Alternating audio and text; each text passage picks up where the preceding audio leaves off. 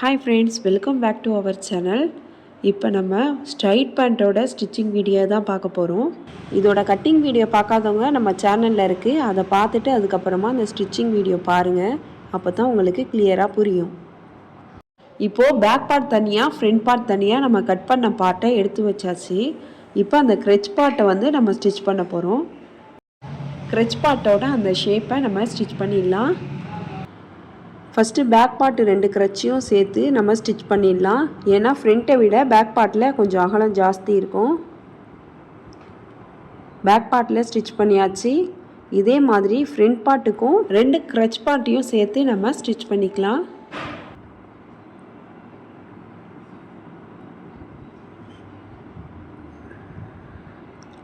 இப்போ இந்த ரெண்டுமே நம்ம ஸ்டிச் பண்ணியாச்சு. இப்போது ஃப்ரண்ட் பார்ட்லேயும் நம்ம க்ரச் பார்ட்டை ஸ்டிச் பண்ணியாச்சு. பேக் பார்ட்லேயும் நம்ம க்ரச் பார்ட்டை ஸ்டிச் பண்ணியாச்சு. இப்போ துணியை வந்து ஃப்ரண்ட்டையும் பேக்கையும் இந்த மாதிரி விரித்து போட்டுடலாம்.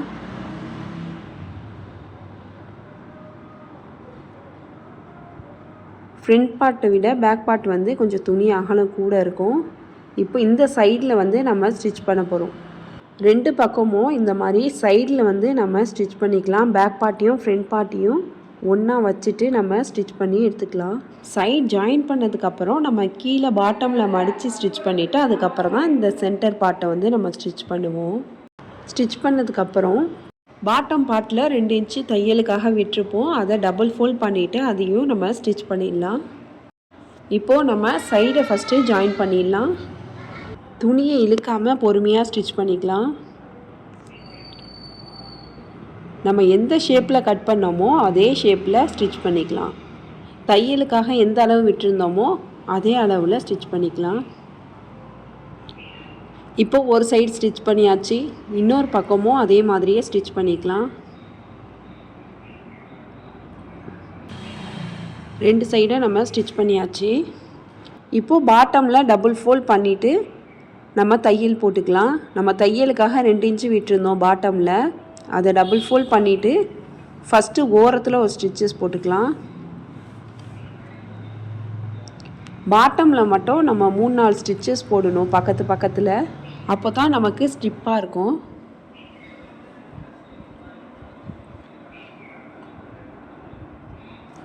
ஒரு தையல் போட்டாச்சு. இன்னொரு தையலை இன்னொரு ஓரத்தில் போட்டுக்கலாம். இதுக்கப்புறம் சென்டரில் 2 தையல் போட்டுக்கலாம். இந்த 2 தையல் போட்டோம்ல அதுக்கு சென்டரில் ஒரு 1/4 இன்ச் கிட்ட கேப் விட்டுட்டு 2 தையல் போட்டுக்கலாம்.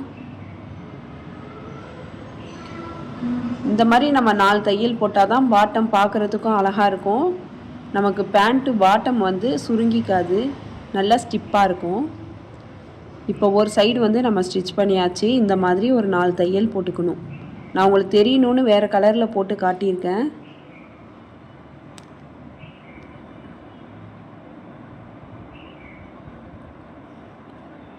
இன்னொரு பக்கமும் அதே மாதிரியே ஸ்டிச் பண்ணிக்கலாம். ஃபஸ்ட்டு டபுள் ஃபோல்ட் பண்ணிவிட்டு ஓரத்தில் ஒரு தையல் போட்டுக்கலாம். அதுக்கப்புறமா கீழே ஓரத்தில் இன்னொரு தையலும் போட்டுக்கலாம். இதுக்கப்புறம் சென்டரில் 2 தையல் போட்டுக்கலாம். ஒவ்வொரு தையலுக்கும் இடையில உள்ள கேப்பு ஒரே அளவாக இருக்கிற மாதிரி பார்த்து ஸ்டிச் பண்ணிக்கலாம். அப்போ தான் பார்க்குறதுக்கும் அழகாக இருக்கும். பாட்டம் ஸ்டிச் பண்ணும்போது 2 சைடு பாட்டமும் ஒரே அளவாக இருக்கான்னு பார்த்து ஸ்டிச் பண்ணிக்கலாம். இப்போ இன்னொரு சைடும் நம்ம ஸ்டிச் பண்ணியாச்சு. இப்போ பாருங்கள் எவ்வளோ ஃபினிஷிங்காக இருக்குன்னு. இந்த மாதிரி நம்ம 4 தையல் போட்டுக்கலாம். ஃபஸ்ட்டு வந்து க்ரச்சு வந்து நம்ம ஸ்டிச் பண்ணோம். அதுக்கப்புறம் இந்த சைடை ஸ்டிச் பண்ணியாச்சு. அதுக்கப்புறம் பாட்டமையும் நம்ம மடித்து ஸ்டிச் பண்ணிட்டோம். இதுக்கப்புறமா இந்த சென்டர் லைனில் தான் நம்ம ஸ்டிச் பண்ண போகிறோம். இதுலேருந்து நம்ம ஸ்டிச் பண்ணி அப்படியே இன்னொரு சைடு வழியாக கீழே வந்துட்டு நம்ம பேக் ஸ்டிச் போட்டு எடுத்துக்கலாம். அதுக்கப்புறமா ஹிப் சைடில் நம்ம டபுள் ஃபோல்ட் பண்ணிவிட்டு ஸ்டிச்சஸ் போட்டுக்கலாம். நாடா கோக்குறா இருந்தாலும் நாடா கோத்துக்கலாம். நான் இலாஸ்டிக் வைக்க போகிறேன். நம்ம ஹிப்பில் மடித்து ஸ்டிச் பண்ணுறதுக்காக 2 இன்ச்சு விட்டுருந்தோம். அதை எப்படி மடித்து ஸ்டிச் பண்ணுறதுன்னு நான் தைக்கிறப்போ காட்டுறேன். இப்போ பாட்டமை நம்ம ஃபினிஷ் பண்ணிக்கலாம். இந்த சென்டர் வந்தக்கி நம்ம பேக் ஸ்டிச் போட்டுக்கலாம். இந்த சென்டரில் வந்தால் நல்லா ஸ்ட்ராங்காக நம்ம வந்து பேக் ஸ்டிச் போட்டுக்கலாம். அப்போ தான் குழந்தைங்க விளையாண்டா கூட அது வந்து கிழியாமல் இருக்கும், தையலும் பிரியாமல் இருக்கும்.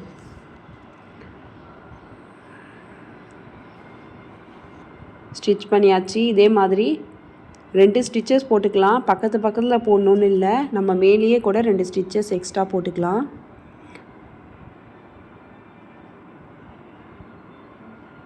இதுக்கப்புறமா ஹிப் பார்ட்டில் ஃபஸ்ட்டு வந்து நம்ம 1/4 இன்ச்சுக்கு மடித்து ஸ்டிச் பண்ணிக்கலாம்.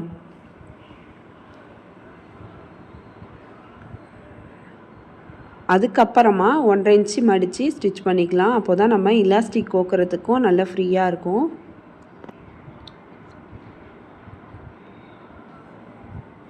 இப்போ நான் 1/4 இன்ச்சு மடித்து ஸ்டிச் பண்ணிக்கிறேன். இந்த ஸ்ட்ரைட் பேண்ட் நம்ம ஸ்டிச் பண்ணுறது ரொம்ப ஈஸி. 10 நிமிஷத்துலேயே நம்ம ஸ்டிச் பண்ணிடலாம். நம்ம நார்மல் பேண்ட்டு ஃப்ரில்லு பேண்ட்லாம் ஸ்டிச் பண்ணுறதை விட இது ரொம்ப ஈஸியாகவே ஸ்டிச் பண்ணிடலாம். பெல்ட்டுக்கு தனியாக துணி கட் பண்ணவும் தேவையில்லை.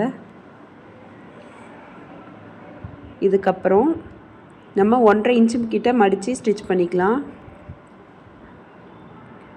ஃபுல்லாகவே ஸ்டிச் பண்ணாமல் இடையில ஒரு 4 இன்ச்சு கிட்ட நம்ம விட்டுறணும். ஏன்னா நம்ம இலாஸ்டிக் கோக்கிறதுக்காக நான் இது வரைக்கும் ஸ்டிச் பண்ணிவிட்டு எடுத்துடுறேன். இது வழியாக தான் நம்ம இப்போ இலாஸ்டிக் வந்து கோக்க போகிறோம். நம்ம ஹிப்போட அகலம் எவ்வளோ இருக்கோ அதை விட ஒரு 5 இன்ச்சு கிட்ட குறைச்சி இலாஸ்டிக் எடுத்துக்கலாம்.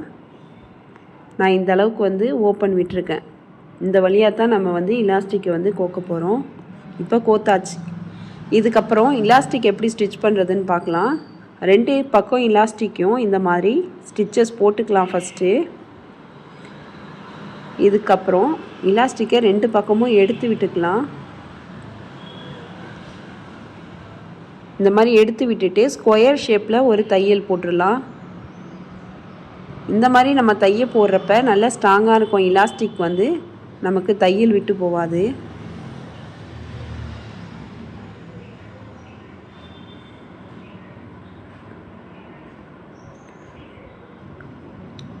ஸ்கொயர் ஷேப்பில் நம்ம ஸ்டிச் பண்ணிக்கலாம். இப்போ ஸ்டிச் பண்ணியாச்சு. இதுக்கப்புறமா நம்ம ஹிப் சைடில் கேப் விட்டுருந்தோம்ல, அதில் நம்ம தையலை போட்டுடலாம். இலாஸ்டிக்கை நல்லா இழுத்து விட்டாச்சு. இதுக்கப்புறமா தையலை போட்டுடலாம்.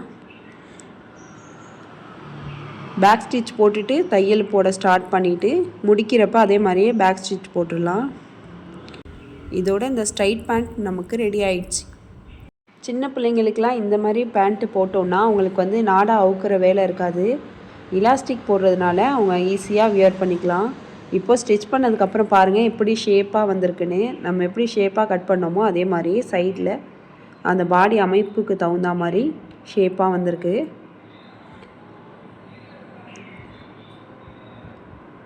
இந்த மெத்தடில் நீங்களும் ஸ்டிச் பண்ணி பாருங்கள். இந்த வீடியோ உங்களுக்கு யூஸ்ஃபுல்லாக இருந்துச்சுன்னா லைக் பண்ணுங்கள், ஷேர் பண்ணுங்கள், கமெண்ட் பண்ணுங்கள். மறக்காமல் சிவி சாய்ரா சேனலை சப்ஸ்கிரைப் பண்ணிவிட்டு பக்கத்தில் உள்ள பெல் ஐக்கானை கிளிக் பண்ணிவிடுங்க. தேங்க்ஸ் ஃபார் வாட்சிங்.